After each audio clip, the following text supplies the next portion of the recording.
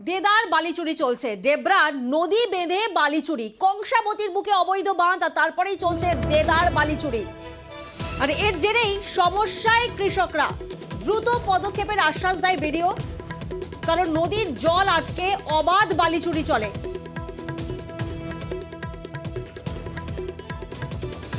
অসুবিধা তো চাষের পক্ষে, আমরা চাষি, চাষের পক্ষে খুবই ক্ষতিকর। কেননা নদীতে জল চললে আমরা জলটা পেতাম নদী চাষের জন্য, সেই জলটা পাচ্ছি না।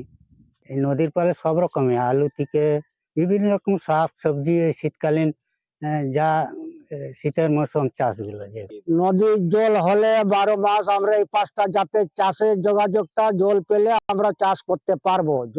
জল না পাওয়ার জন্য আমরা কিছু চাষ করতে পারছি না। আমাদের এখানে সেলুগুলো খুব ছোট ছোট লেয়ার আছে 30-35 ফুটে, তাতে আমাদের ওয়াটার লেভেলটাও দাঁড়াবে, তাতে আমরা ভালোভাবে চাষবাস করতে পারবো। নদীতে জল চলা অ্যাকচুয়ালি ভালো, এটা যারা কেউ করেছে তারা ঠিক করেনি। হ্যাঁ, এই ইস্যুটা অ্যাকচুয়ালি আজকে খবরটা পেয়েছি সকালেই আমি। বিএলআরের সঙ্গে আলোচনা করে স্পটে আমি যাচ্ছি, আজকে গিয়ে দেখে নেবো কি অবস্থার মধ্যে রয়েছে। ডেফিনেটলি কোনো লিগ্যাল অ্যাকশন নেওয়া হবে।